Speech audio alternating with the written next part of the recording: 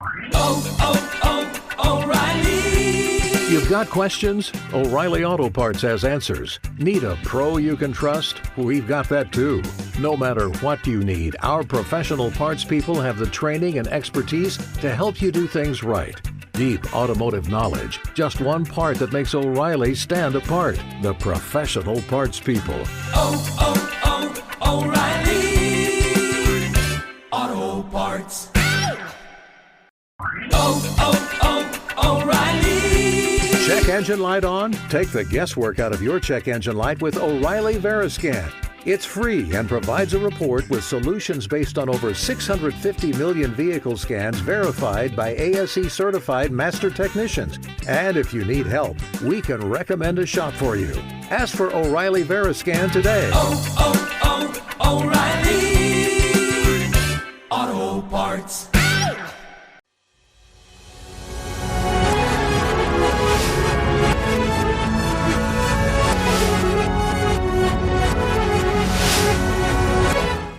Hello, good evening to you and welcome to One-on-One here. I am Bryce Nat'l, and tonight we are looking at matters concerning Ghana's Electoral Commission, politics in Ghana concerning the NDC, the NPP, and matters arising economically. And I'll be telling you who my guest is here tonight after this quick turn. So stay with us, don't go anywhere. I am Bryce Nat'l. Welcome to the show.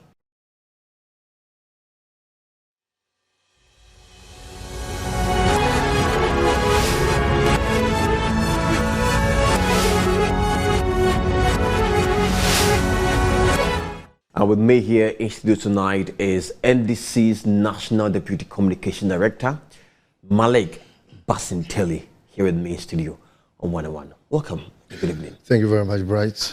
Thanks so much for saying yes to us and coming in studio with us here. Let's begin the conversation tonight with what is trending most. I mean, the Electoral Commission conducting a limited voters registration exercise now. So far, what has been your assessment? First of all, my assessment will be based on the latest release by the Electoral Commission itself.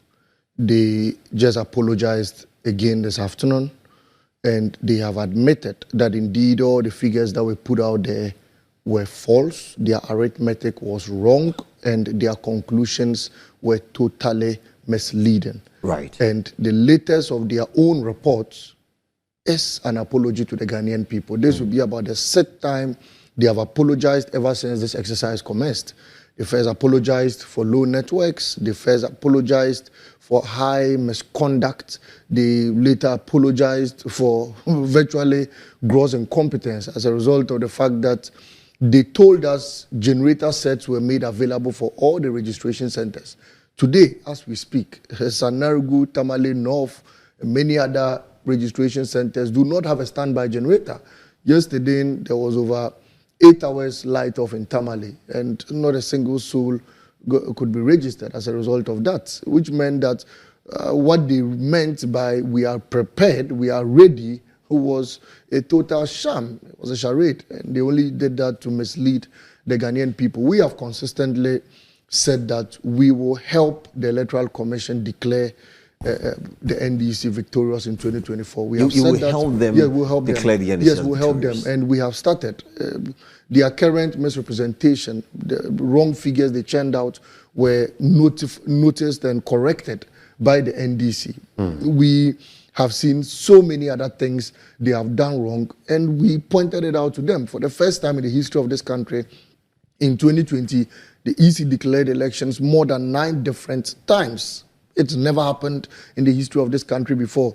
Currently, all the Electoral Commission seeks to do is to wait for President Mahama to speak, and they are first to respond even before the MPP responds. Recently, I read a very funny statement from their outfit stating that President Mahama was fact-checked and a lot of things he said were inaccurate. I mean, virtually misleading. Clearly, if you read their statement, you know the MPP had everything to do with that statement, and probably they only appended their signature to it, but it was written at the corridors and the headquarters of the New Patriotic Party. So we know their plans, we know their intentions. All we have always said is that look, we must have a free and fair election in this country. The Ghanaian people want to register. The Ghanaian people want to vote. They want to exercise their franchise, and they want to take a solemn decision at that. And it's not in your interest to attempt skewing their votes or misrepresenting their will. When that happens, it means you have misrepresented the will of God himself, because the will of the people will eventually be the will of God. We,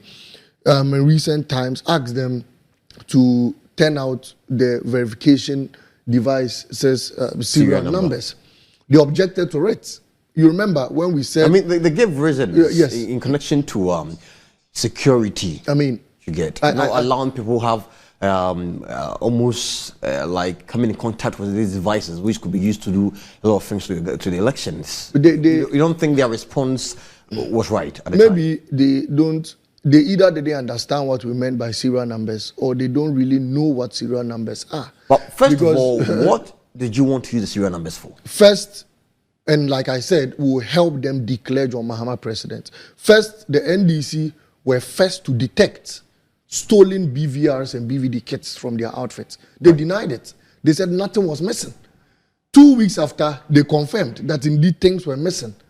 BVD machines were missing under surveillance, security surveillance at the EC's headquarters. I don't know if you've been to the Electoral Commission's headquarters before. Yeah. You see military men, soldiers, CCTV cameras all around and what have you.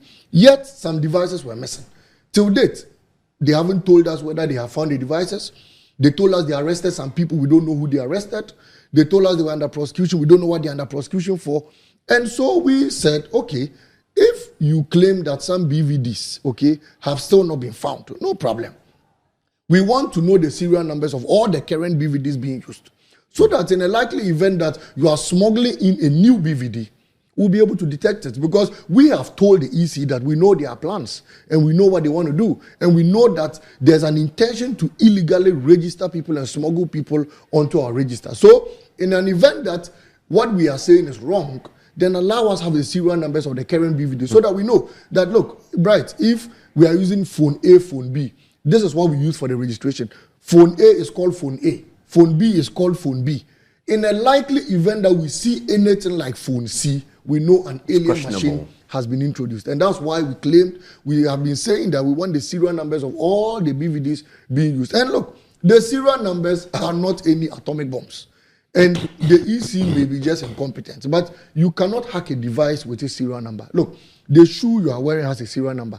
The suit you are wearing has a serial number. In fact, every gadget in this studio would definitely have a serial number. The serial number is an automatic name placed on an object for easy identification. I think it's mostly for identification of the absolutely production units. And so, if you claim that the serial number could be used to hack an EC device, then a serial number can be used to hack my shoe, because my shoe has a serial number. It will definitely have a code. If you look at where your shoe number is, the size of your shoe is, you see the serial number boldly written. But this isn't the shoe. This is technology. So I mean, anything is possible. The serial number of your phone can never be used to hack your phone.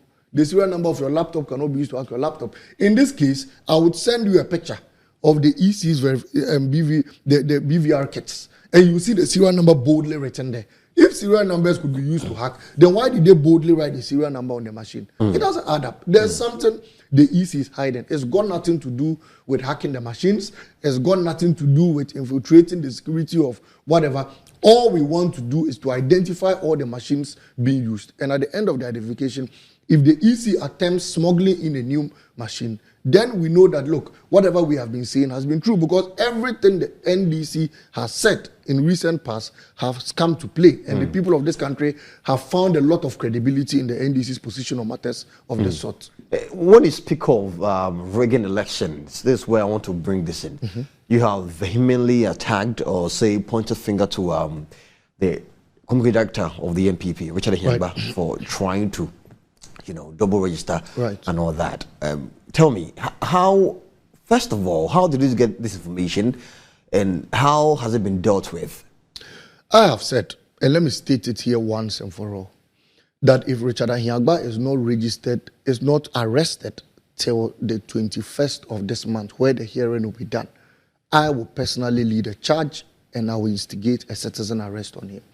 I say this because you cannot be a communications director of a party and attempt or engage and set a fraudulent act I said that because in 2020, Richard Ahiagba's name was not in the register. Richard Ahiagba went to the venue to register, and they told him his name was not in it. Richard Ahiagba's name was written with blue pen beneath the register, and then he was allowed to register. Whoever allowed for that to have happened will also be standing the full rigors of the law, because it is illegal. All we do in this country, the offline system we have all agreed upon per the constitutional instruments, is that when your name is in the register and you go to vote, and then your name is there, but the biometrics are not picking as a result of A, B, C, D, they could just tick your name and allow you. First, the name is on the list. Absolutely. Right. But in this case, his name was not in the register. As to whether he printed a fake card or whatever, and the EC's card, anybody could print that. Anybody could walk into a studio and print a voter's card. What is important is for your name to be in the register. And that is why, even if I don't have my voter's card and I go to register, once my biometrics pick, they are supposed to allow me vote. Right. The register is the most important. His name was not on it. He was allowed to vote. In 2023, he claimed he went back to do some corrections and nothing. To rectify the mistakes. If you read his own statement, at the beginning of the statement, he said he said he had been voting in this country since 2000. Nobody is challenging whether you've been voting since 92 or 93. I know people who had been voting since 92. They became Jehovah's Witnesses and decided not to register again. In 2020, when a new register was being done, they didn't register. So they voted from 92, but today they are not voters again, and they are not on the register again. So the claim that Richard Ahiagba says he voted since 2000 does not still authenticate the fact that he is a voter, a registered voter today. Because in 2020, his government forced you and I to go through the protocols of COVID-19. I mean, I was Britain, I got infected, I got attacked by COVID-19 as a result of that new voters register. And I got my name onto it. So if Richard Ahiagba was scared of corona, and he didn't go to register and allowed us to go and register and got attacked by corona, and today you want to come and vote in that particular election, then we must have a lot of questions to put at him. 2 days ago, he appeared at the polling station now attempting to register. And the people said, no, you were found voting. So how come you are here again to register? It's either you didn't register and you voted, or you are now going to undertake double registration. Because if it were an issue of just biometrics, if you don't, your biometrics are not captured, you cannot register. Because the new register, in fact, in 2012, we moved from the old system to the full biometric system. And biometric details is one of the major components to undertake before you are registered onto register to vote. So if your biometrics do not pick, it simply means that you can't register. If your biometrics do not pick, you can't register, because that is a high credential. That is a parameter to meet before you are even registered onto it. And so if the security detail of the register is breached, how can you put somebody's name on the register? The biometrics is more important than even your name and your age. The biometric features, they are more important than any other thing. So look, there are so many questions Richard will have to answer. And you say that if he's not apprehended by the we'll pick security, him up. Yeah, we'll arrest going him. To lead we'll pick him up, we'll take him to the police, and then sanctions will be put out. What do you mean by pick him up? Statement. I mean, would initiate a citizen arrest. It's legal in this country. We would pick him up, we'll give him to the police, and then we'll file our charges. He must stand the rigors of the law. And I've said that he will be used as a scapegoat. You cannot engage. How did you register? How did you vote in 2020? That is the question he must be answering to you and I. How he voted. It means that plus one vote Akufo-Addo got was illegal. And that alone can even condemn the entire election results. And that is why we had been saying that many illegal voters got on board in 2020. And that's how the MPP, some way, somehow turned out victorious. So we will start expunging these names. And Richard Ahiagba is number one to stand the full rigors of the law. On the 21st of this month, I'll be in K2 South myself. I'll be seated in the room there. And I will be one of the people to speak on this matter. And he will be picked up right from there, put in handcuffs, and taken to police station. Mark my words anyway. Right. Now, let me quickly ask you this. With all these responses, it almost like EC has been quite effective since the registration started. I mean, they are quick to issue statements concerning issues or concerns raised by Ghanaians. I mean, they've saying that they are already investigation matters in Cape Coast and some other place and all that. Can you say that the NDC's trust in the commission seems to be going back up again?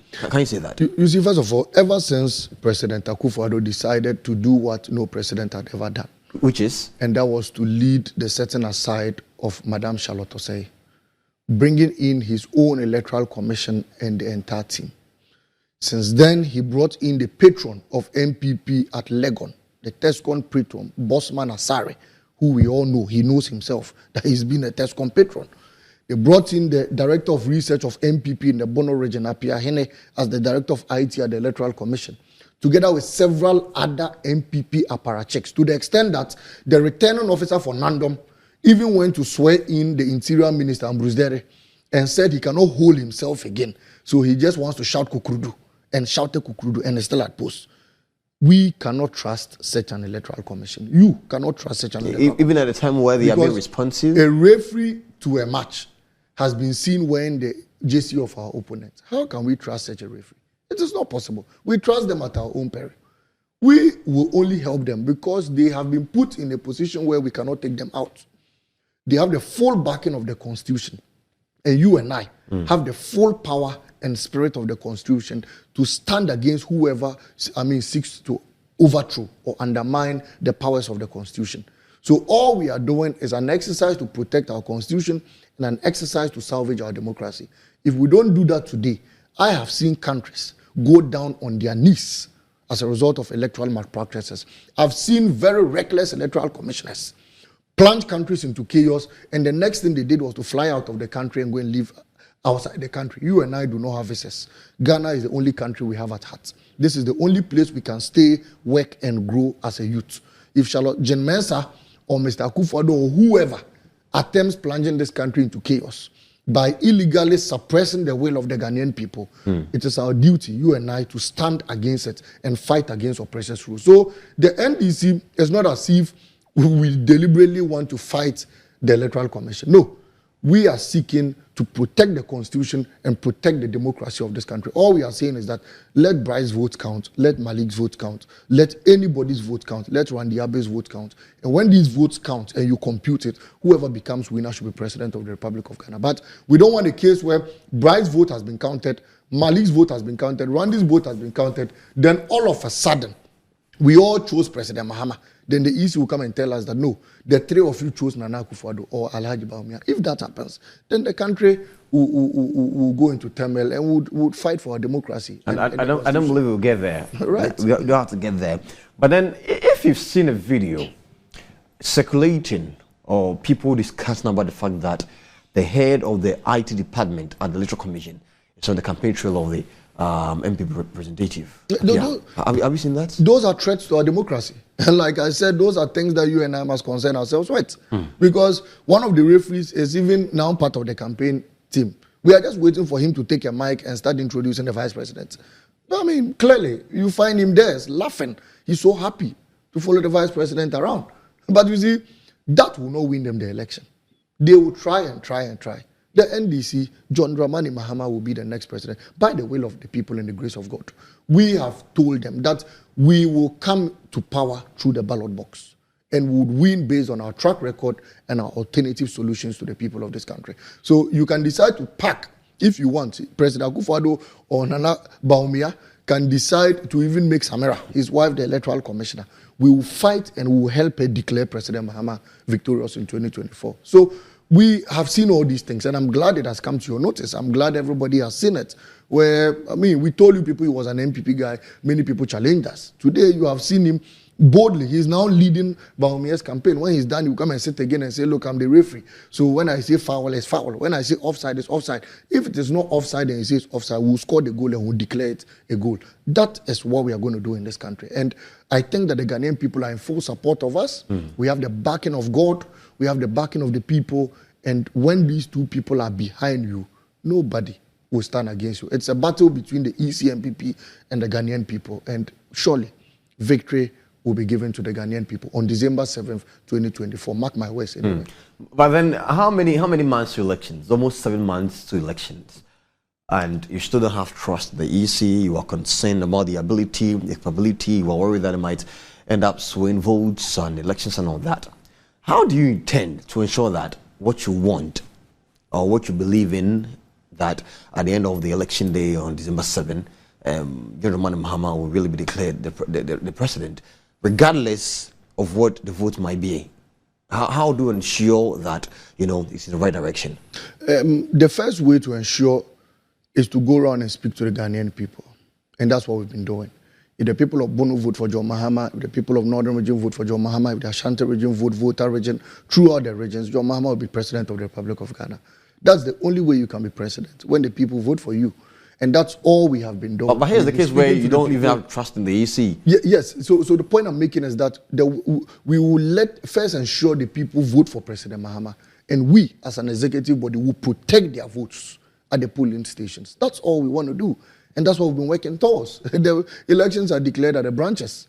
We would ensure that the branch results are declared according to those who voted. As simple as that. Look, those who fail to learn from history are bound to repeat history. We have learned from history. We have learned from the malpractices of the Electoral Commission. At Techima South, we saw spontaneous shooting into unarmed citizens. People died. Savulugu people died. Zabzugu elections were declared at the DC's house. In the DC's house. Many other constituencies, Ablekuma, here in Accra, Ododio, they had to chase our candidates into a hotel room. I mean, we saw all these things and we have learned. I must say that we have learned. Whatever happened in 2020, may God forgive us all. But we have learned. What is the biggest lesson? What is the biggest lesson the NDC as a party has learned going into these elections from other ones? I mean, your biggest lesson as a party, what is it? The first we have learned is not to entrust hope, absolute hope in the Electoral Commission. We have learned that. And we have learned that it is not every time that you must go by the decision of the referee. We have learned that too. I believe what do you mean by that? I mean, I've told you that in the election 2020, Jen Mensah declared elections 9 different times. 9 different times. It had never happened. After everything, when we thought we could win in the courts, Jen Mensah refused to appear in the witness box and asked them to grant judgment. And they still granted judgment in her favor. Upset. She refused. I won't come. Whatever they have said, let them say. I won't say a word. Grant, make your decision. And the court still granted silence the winner.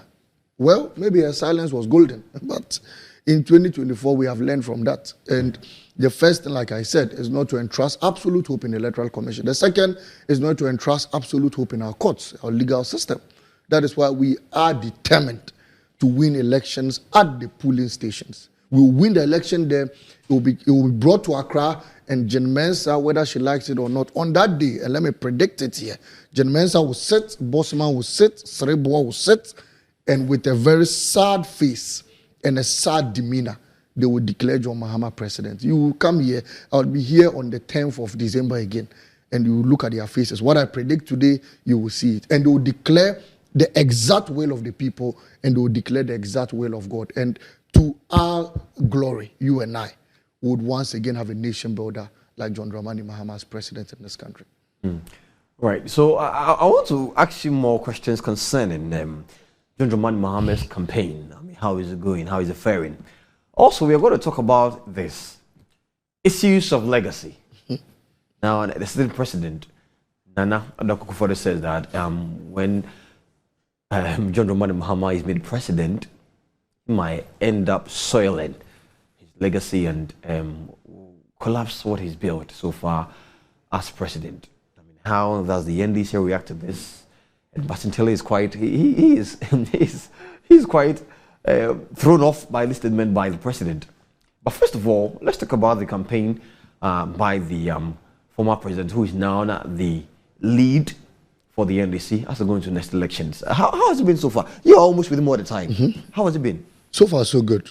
So far, so good. I believe we went on a listening tour. We went to listen to Ghanaians, not to just speak to Ghanaians. And so we went around listening to them.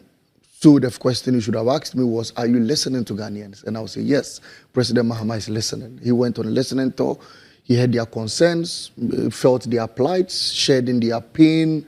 And as a result of that, he professed some solutions. Governance is about finding solutions to your problems. It's about bringing innovations and initiatives that will be able to, ameliorate the plights of the suffering Ghanaian. And that's what President Mahama has been out there doing. He got to the Bono region and felt the plights. They spoke to him about cashew and a whole lot how the cashew business is collapsing. And he said, look, my brothers and sisters, the cocoa sector has a cocoa board. Cashew has never had a cashew board. Under my tenure, I would ensure that we have a cashew board. And the people were so happy because that is all they wanted. And he told them that because they know what he has done before and they know what he can do. He got to the mining communities. And look, we've been mining for only God knows how long, to the extent that our country was even called a Gold Coast. Yet we've never had a fully, instituted mining refinery in this country. We export raw gold, they make it and they bring it back and they sell to us. Expensive. Very expensive. We are unable to even buy our own gold products again. So President Mahama says, look, those things will be a thing of the past. I will ensure that we set up mining refineries and mining areas. And the people were so happy. Go to cocoa communities. And the people said, look, we have been farming cocoa. You've been exporting it. We have a cocoa board. God bless you. We know how you run the cocoa board under your administration. God bless you. But we want you to now set up cocoa refineries in this country. Let us refine our cocoa into chocolate. Let us refine our cocoa into cocoa butter. Let us refine it into a lot of finished goods. We could export it and make a lot of money. So President Mahama said, yes, you people know my story. You know what I did to the shea butter industry. BP had a shea butter factory under President Mahama, where we exported huge tons of shea butter to Brazil in 2015. So he said, I've done it before, you know it. The people said, yes. He said, when I become president, I'll give you to a cocoa refinery like I did to the shea butter industry. And the people said, yes, we trust you because we know your track record and we know what you've done before. So President Mahama has been speaking. Ultimately, President Mahama has spoken about the 24-hour economy that seeks to provide sustainable jobs, that seeks to boost productivity in this country, increase our growth rates whilst leveraging an export-led economy. And you and I think as young people should buy into this idea. 24 hours in this country, we work for 8 hours. What happens to 12 hours? President Mahama says, I'll find solution to the remaining, 16 hours in this country. We work for 8 hours, we would find a way of utilizing 16 hours in this country. Even God does not sleep for 24 hours. So why must we sleep? Let's work 8 hour, 8 hour, 8 hour in a 3 shift. And I think that when you get a job, I get a job, our sister in the house will also get a job. And if we are able to work efficiently in this country, we'll produce to meet local consumption and would export some of what we produce. Let me cite an example before you come in. Don't worry, I'll come back to you on that. I'll come back. I know you have a lot to say, but I'll come back to you, Malik. Forgive me. I can see you are impressed with the 24-hour economy. I'll come back to you. That's right. But then the question Ghanaians are asking is he talking too much? Is the former president, the current flag bearer of the NDC, John Dramani Mahama, is he making too much promises because he wants to appease or appeal, become more of the favorite person to Ghanaians? What exactly is his plan? We'll find out after this quick time. I'm still here with MALIK, BASINTALE, the National Deputy Communications Director of the NDC here on 101. Stay with me.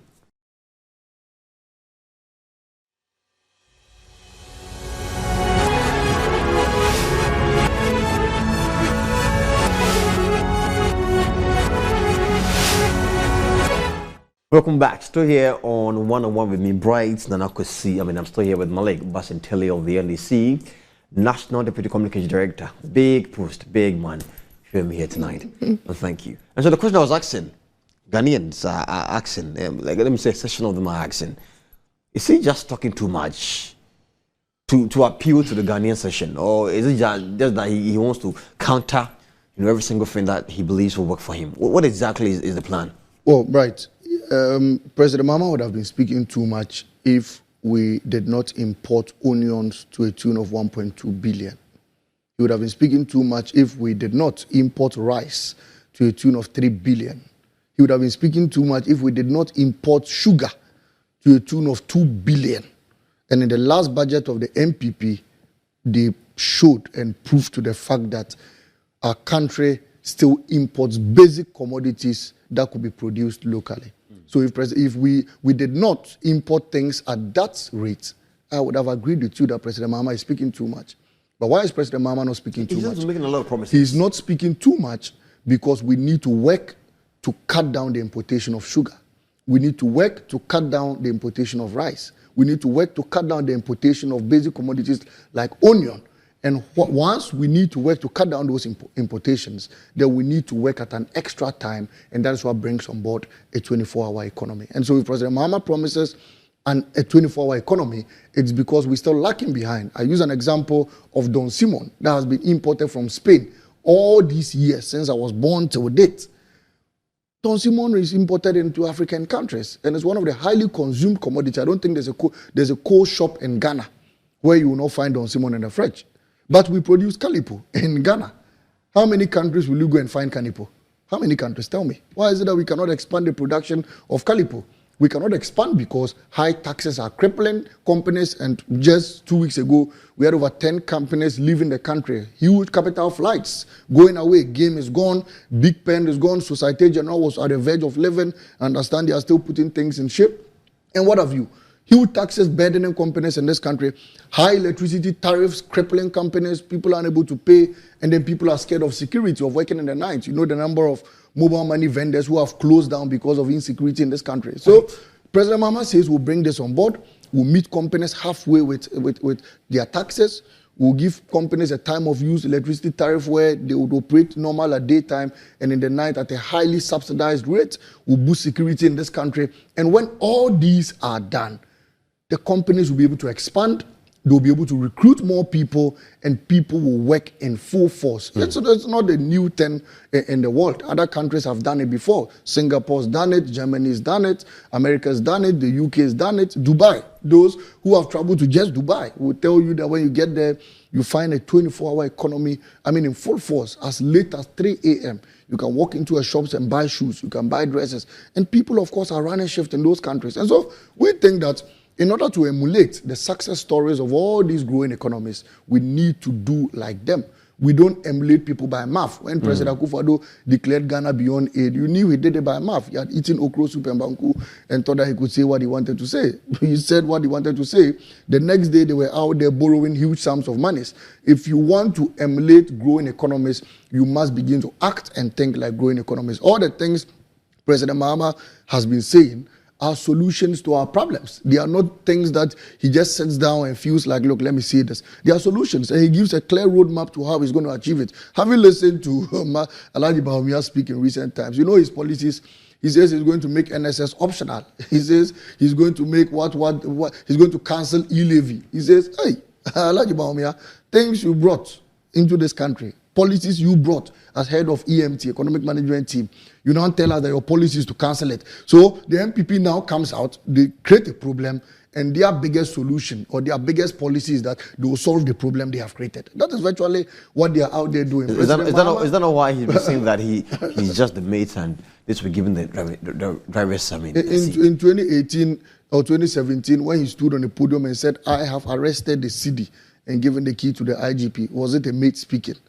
When Bawumia's boss, Mr. Akufo-Addo, was saying the Messiah, economic Messiah, whiskered Alhaji Bawumia, was he talking to a mate? When Samira Bawumia sat on TV, on radio, and said, my husband is an economic whiskered, was she talking about a mate? So clearly, you would realize that they are shifting goalposts. And Dr. Bawumia today says this, and tomorrow he's here and he's there. You are head of economic management team. You have led this car, this vehicle, into a ditch. You have led us into high borrowing. You've led us into high interest rates. Monetary policy is on the rise. You've led into a high CD depreciation. You've led us into high petroleum prices. You've led us into high electricity tariffs. The bag of corn is on the rise. The price of a bag of maize is on the rise. Cement is selling at about 100 cedis. Iron rods, a ton is selling about 10,000 Ghana cedis and the likes. And people cannot even clear goods at the port. All you have done is to lazily sit down and tax everything in this country, including bets. A Muslim who says you don't like bets, but you have taxed bet 10%. So when they win the bet, you collect 10%. You don't like pork, but they've used pork meat to cook the soup, and you said they should give you some of the soup to drink. What kind of very confused stomach direction, leadership is this? And so, clearly, Bright, you would attest to the fact that the MPP has lost it, and they have lost it in full force. Nothing again but for a 24-hour economy is going to save this economy. Where we are today, if we don't work at a triple rate, if we don't create jobs for over 1.8 million unemployed Ghanaians today, if we don't create jobs for unemployed nursing trainees, unemployed teacher trainees, and the likes, if we don't pay our contractors, if we don't pay people government owes, like even NAPCO, they created themselves, that they have left the people in debt. If we don't pay such workers, then you and I wake up one day and there will be no one left in this country. Do you know how many nurses leave the country on a daily basis in search of greener pastures? Go to the airport today. I know of a nurse who told me that he was waiting for his superior to report at work. And when it was 6, the superior hadn't reported. He called the superior only for the superior to say, my brother, bye-bye you, bye-bye Ghana. I'm at the Kotoka. I'm about to fly to the UK. I won't come again. So whatever you want to do with your hospital. And he said he bowed his head down and he said, oh God, so when will it be my time? Listen to that. If your boss is leaving. He said that when will it be my time? It means that as his boss is leaving, his biggest prayer is not to be the boss in that institution. His biggest prayer is also to find way to Kotoka and then leave the country. If we continuously have our people live in the country this way, then one day you and I will get up with no nurses and teachers in this country again. So we must save the economy, wallahi. And Mustafa Hamid will rightly put it, that Ghana is in tatters. Ghana is condemned. We are in a state of melancholy. If we don't stand up and if we don't salvage the current, economic situation, one day we'll wake up to find no country again called Ghana. Now, the NDC claims some portions of their promises or manifestos and all that, even though we are yet to hear what exactly is in the book, it's been stolen by the NPP. I mean, we know that they have virtually no solution. But we thought, speak of their disability. Absolutely, I'll come to that. We thought what they would focus themselves in doing is to find a way of solving the problems they have created themselves, at least to an extent, before the NDC takes over. But we didn't know that whilst at incompetence, they are also good at copying. We have been going out there and professing our solutions. However we came by those solutions, you don't know. But don't you think great minds think alike? You haven't sat down, great minds between who and who. Who is great and who is great? A great mind is somebody who gave us Kotoka Terminal 3. Just oppose him to another great mind. Who will you find? A great mind gave us KJTR Market. Just oppose it to this current administration. Tell me which great mind you will find. How many hospitals have they given us? How many schools have they given us? How many airports have they given us? But for the renaming of President Mohammed's projects, what have they given us? So you don't compare such great minds. Don't compare apples to oranges. Let's speak of apples first. I'm saying that, look, President Mahama is professing solutions that a great team had put in force. They brought together. His manifesto team, the lab, had sat down and found a solution to our current economic predicament. Bawumia knows nothing about these promises. He doesn't know how they came about. All he does is to listen to the NDC's promise, and the next day he's saying the same thing. I dare the people to ask him what he means by what he's saying. I dare them. They should ask him. The people need to ask Bawumia that, look, the things you are saying, tell us how you achieve them. President Mahama has told us and has shown us how he's going to achieve them. Also tell us how you're going to achieve yours. And then you find him wanting, copying a lot of things. Now he said he also build mining refineries. You are vice president today. Build it now. Let us see it. He said they'll build cocoa processing companies. You are vice president today. You told us you give us one district, one factory. Build it now. Let us see it. You give disabled free tertiary education.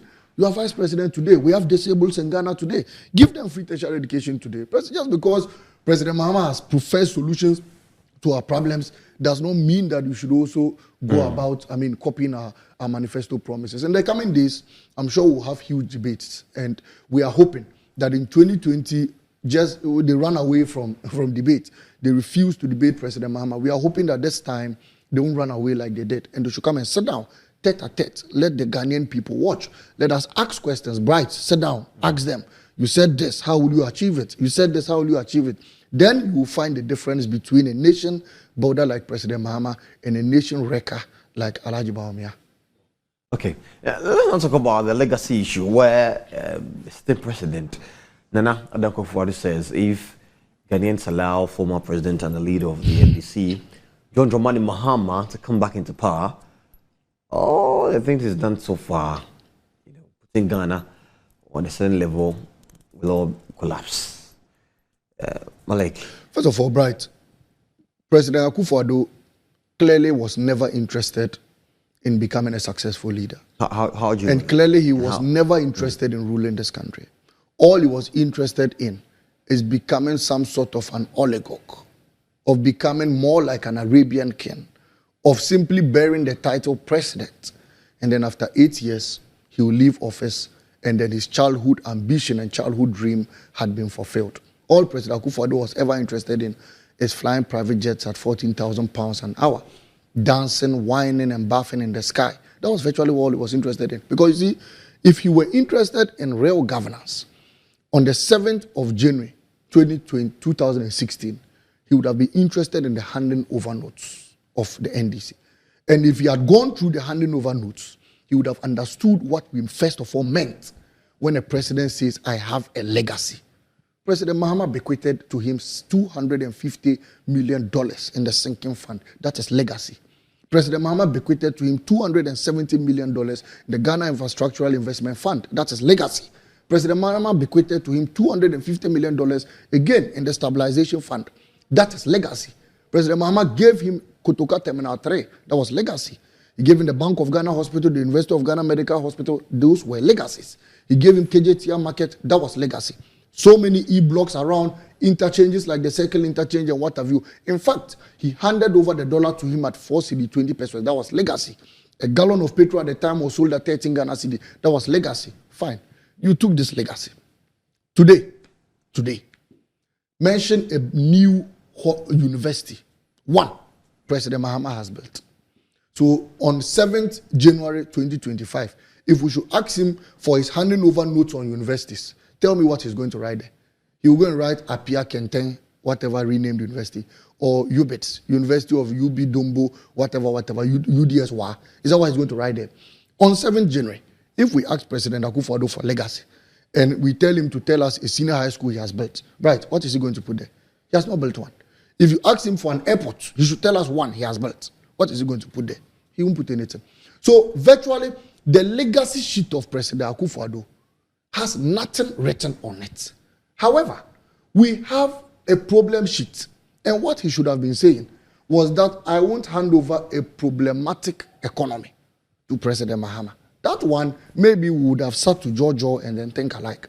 But if you sit down and talk about legacy, of what legacy are you going to write? Look, on 7th January 2025, President Akufo-Addo is going to hand over an epileptic dollar, CD. An epileptic CD at a rate of 16 Ghana cedi. Bloomberg has predicted that the year will end at with $16 cedis.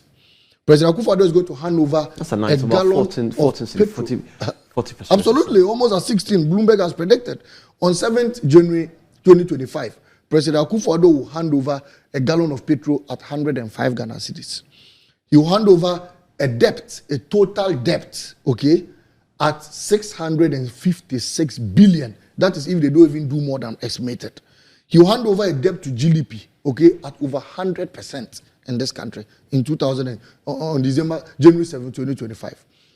He will hand over a whole list of corrupt appointees. Look, President Akufo-Addo himself has been caught on tape taking brown envelope with 2 hands. His sports minister, who he sacked, they took more than 300 journalists, fake journalists, to Austria, and they were impounded and returned into this country. Bust fuel, moving pina, contaminated fuel were sold like cheap granules to their own family and friends under this current economy. Excavators got messing over 500 under bizarre conditions. In fact, the secretary to the Anti-Galamsey task force was caught on tape collecting brown envelopes, monies. In fact, he was even the first man to count corrupt money in public. At least when Akufo-Addo collected his brown envelope, he didn't count it in the camera. He went into the room. Charles Bisu was caught on tape counting the money in public like this. Lots of corruption exposés under this country. PDS. Today, I'm just told that over $600 million dollars has been taken away from this country, all because of a PDS scam, of which Bawumia has been indicted in it. Look, so the legacy of this current economy will be corruption, will be low growth rates, will be high unemployment of 1.8 million Ghanaians, will be unpaid NAPCO trainees, will be unpaid contractors in this country, unpaid school feeding caterers, lots of problematic things in this economy. And so if that is the legacy, President Akufo-Addo says he won't hand over that to Mahama, then I'm sorry. Ghana is at a crossroads. And even in your problematic economy, we need a nation builder to salvage the economy. If Ghana were Akufo-Addo's poultry farm, I don't think with the current readings, he will hand over that poultry farm to Alhaji Bawumia. You had full confidence in this man who deceived you. A man who took marker and bought and drafted economics of how he was going to reduce the cedi. Did you watch Bawumia in 2016 when he was explaining to you and I how he would arrest the cedi? At a point, I said, what? This guy is a rat hunter. Because he drafted it and said the cedi will be here. I'll jump from here to here. I would lie here. I'll hold the cedi's leg. I'll pull it down. Lots of warped economics. And Nana-Addo had full confidence in him. Upon assumption of office, he told Nana-Addo that I've arrested it and the keys with the IGP. Today, what has happened to the dollar? So, if there's anybody Mr. Akufo-Addo should be disappointed in, it is his own Vice President, Alhaji Bawumia, who deceived him and misled him and had full hopes in him. And today he's led us into a jeep. He should take a moment. He should sit down. I know he likes wine. He should get wine. If he wants, he should charter a private jet and sit at the dining. He can finish bathing in the jet. And then he should look at Ghana's radar and ask himself whether he's proud of the record of Alhaji Bawumia. He would realize that Ghana has been torn into tatters. Malik, we have just 2 minutes to go. Ever since Nana Akufo-Addo was outdoored to the Ghanaian populace as the running mate for John Dramani Mahama, how has the response been so far? Just 2 minutes, we have to wrap up. So far, so good. The response has been highly encouraging. At least, Professor Nana Jane understands the price of part than you and I. She understands the price of tomatoes in the market than you and I. Because she goes there, I don't use pad, you don't use pad. She uses it. She understands how the prices of ladies' pants have even escalated in the market than you and I. Or ladies' braziers. I don't wear braziers. She understands it. So the women, for once in a lifetime, have found somebody who directly and genuinely understands their problems. Because she's a woman and she fits into their corridor and fits into their space. And so they have been speaking on removing taxes on pads and all of that. You've been abreast with that information. Right. We, the men who do not understand it like Professor Nana. But you also get to pay because you have to actually purchase it for. We buy some, absolutely. So, I mean, you know. It simply means that you are reaffirming the position that Professor Nana Jane is coming for women and coming for you and I too, because we suffer to buy them. Please don't put me in the midst of all this. All we are saying is that the women understand Professor Nana Jane, and they are willing to cast their votes for her. She doesn't only come onto the table just for the plights of women, but she understands the educational corridors of this country. She understands the economy of this country. And she's sober, humble, and in all humility, willing to embrace everyone. Everywhere she goes to, they receive her Mamo, Dende, and all of that. We find a mother in her. We find a grandmother in her. We find a sister in her. We find a daughter in her. And we feel that our concerns will be appreciated in a home. Nobody appreciates our concerns than our mothers. And you know it. We are fathers. We are men. We would agree that our mothers understand the concerns of kids than us. Sometimes, even if a baby is crying, you would have to ask your mother or your wife that, oh, what is wrong with the child?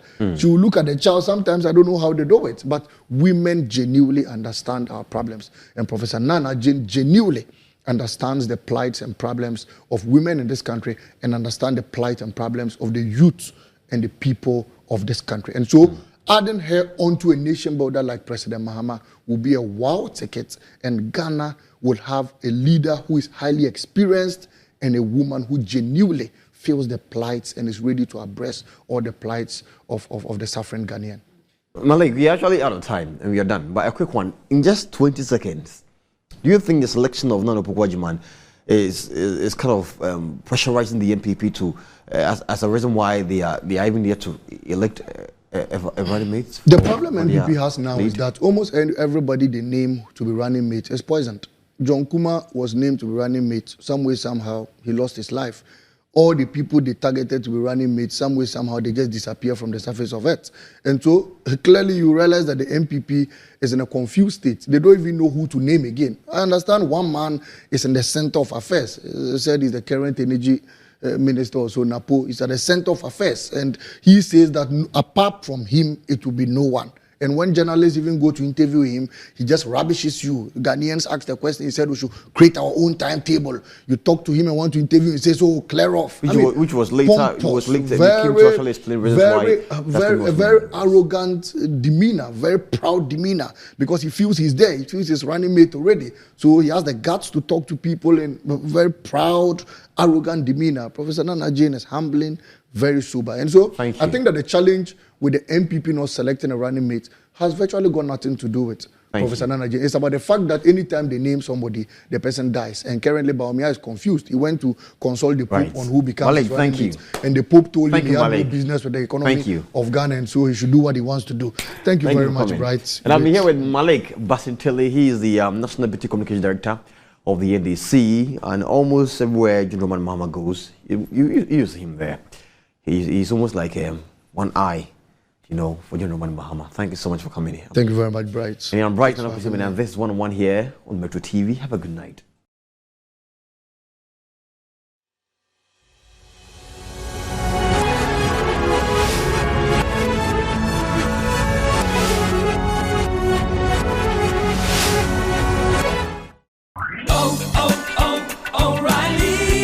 Check engine light on? Take the guesswork out of your check engine light with O'Reilly Veriscan. It's free and provides a report with solutions based on over 650 million vehicle scans verified by ASE certified master technicians. And if you need help, we can recommend a shop for you. Ask for O'Reilly Veriscan today. O'Reilly Auto Parts.